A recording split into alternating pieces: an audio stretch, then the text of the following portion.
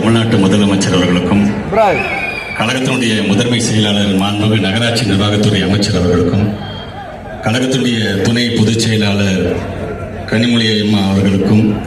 கழகத்தினுடைய இளைஞரணி செயலாளர் மாண்புமிகு அமைச்சர் உதயநிதி ஸ்டாலின் அவர்கள் உள்ளிட்ட இந்த நிகழ்வில் கலந்து கொண்டிருக்கின்ற மாநகர கழக செயலாளர் மதிவாணன், சட்டமன்ற உறுப்பினர்கள் அண்ணன் இனிகோ, அண்ணன் அப்துல் சமது உள்ளிட்ட எல்லா நிலையிலும் இருக்கின்ற நிர்வாகிகளுக்கும் தொண்டர்களுக்கும் முதலில் என்னுடைய வணக்கங்கள்.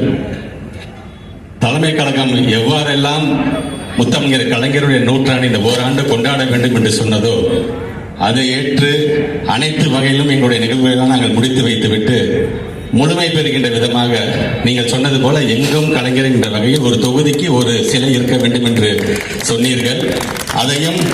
கிழக்கு தொகுதியிலும் மணப்பாறை தொகுதியிலும் தியாகிகள் தினத்தன்று நமது மாண்புமிகு விளையாட்டுத்துறை அமைச்சர் அவர்களும் இளைஞர் எழுச்சி நாள் என்று நமது மாண்புமிகு ஆசிரியர்களும் திறந்ததின் தொடர்ச்சியாக இன்றைக்கு எங்களுடைய திருவெரும்பூர் தொகுதியில் காட்டூர் பகுதியில் இந்த ஓராண்டு அல்ல இன்னும் 100 ஆண்டு எங்களுடைய கலைஞர் புகழை நாங்கள் பாடுவோம் என்று திருச்சி தெற்கு மாவட்டம் உறுதியெடுத்து அந்த மாவட்ட கழகத்தின் சார்பாக நிறுவப்பட்டிருக்கின்ற திருவுருவச் சிலை 13 தேர்தலில் நின்று அனைத்து தேர்தலும் வென்ற கலைஞருடைய பொன்மொழியை தாங்கி இருக்கின்ற 13 வகையான பொன்மொழிகளை தாங்கி இருக்கின்ற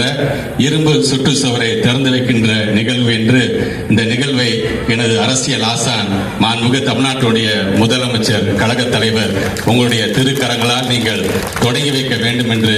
எங்களுடைய திருச்சி தெற்கு மாவட்ட திராவிட முன்னேற்ற கழகத்தின் சார்பாக வேண்டி விரும்பி கேட்டு விடைபெறுகிறோம். நன்றி.